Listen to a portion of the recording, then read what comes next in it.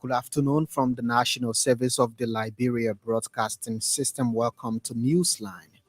It is a 30-minute presentation of the most reliable news from Liberia and the rest of the world. Today is Friday, the 8th of September 2023. I am Vafle Kamara presenting. In the headlines, government's education policy attracts thousands of supporters to the ruling Coalition for Democratic Change. You get free education. The name they was the butchers, YFP. Who the president have done it before? Now, Dr. West, and I pay. Who want development? We are re-election is show. 27 Nigerian technical aid volunteers arrive in Liberia soon. Presidential candidate William Tudor vows to prioritize national security and make Liberia one of the safest in Africa. So we're going to actually have a law enforcement agency, because what I want to do is to train our police department, because I want our law enforcement to have top-notch police training.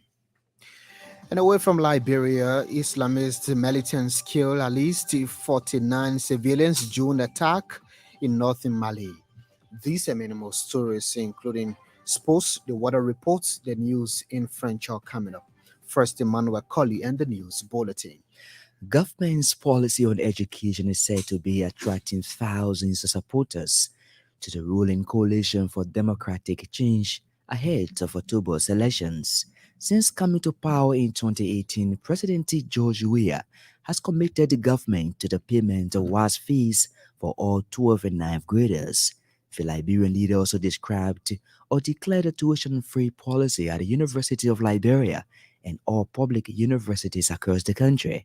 Many of the supporters spoken to during CDC campaign launch Thursday pointed to those crucial interventions as the main reasons they are supporting the president's re-election bid. This president, he has love for the country. He get free education at University of Liberia, so he's wanted to be a president. The name they was the butchering school fees. YFP. Who the president have done it before? So we are re-election is show. They told ELBC the move by the president has relieved them of a huge burden and also freed us resources for investment in all of family ventures. The campaign launched by the CDC Thursday witnessed a mammoth turnout of citizens, making Monrovia and surrounding places practically blue. At the same time, ruling Coalition for Democratic Change has praised partisans, supporters, and well-wishers for the party for the massive turnout at its official campaign launch Thursday in Monrovia. CDC Secretary General Jefferson Koji said the huge turnout demonstrates Liberians' commitment to the re-election bid of President Weah. Mr. Koji spoke Thursday at the party's headquarters in Congo Town. I want to say thank you to Your Excellency Dr. George Weah for his continued love and care for all of us. And I want to say thank you to Civicians for making us very proud. Some of our first said this would not be possible. You made it possible.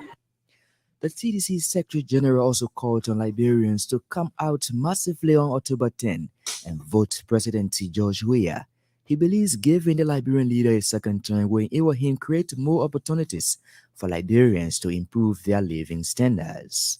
Meanwhile, CDC National Campaign Manager Eugene Nangbe is urging partisans and supporters not to be complacent of Thursday's turnout at the official launch of the Weah Tailored 2023 campaign. Mr. Nangbe wants CDC partisans and supporters actualize the huge turnout in the votes in the October polls. He also disclosed to ongoing high-level talks with some opposition figures to support the president's re-election bid. Yesterday is gone. Today again we start so that our people can be organized in a way that the one-round victory can be delivered. So no room for complacency. Mr. Nangwe, however, expressed thanks and appreciation to Liberians for the huge turnout on Thursday, giving them or urging them to remain committed to the party. The first batch of 27 technical aid corps volunteers are set to arrive in Liberia soon. Outgoing Nigerian Ambassador Godfrey Odudimba said the volunteers are expected to arrive in May to September.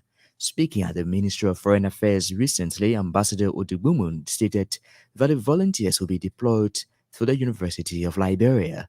He disclosed that the volunteers will be in country to work with the Ministry of Education in providing technical assistance. Right now, we have processed 25 to 27, which will be arriving here the middle of this month. The others are mobilized. So the onus is on Liberia to get ready. The Nigerian outgoing ambassador said there are plans to bring in additional 50 volunteers in the future.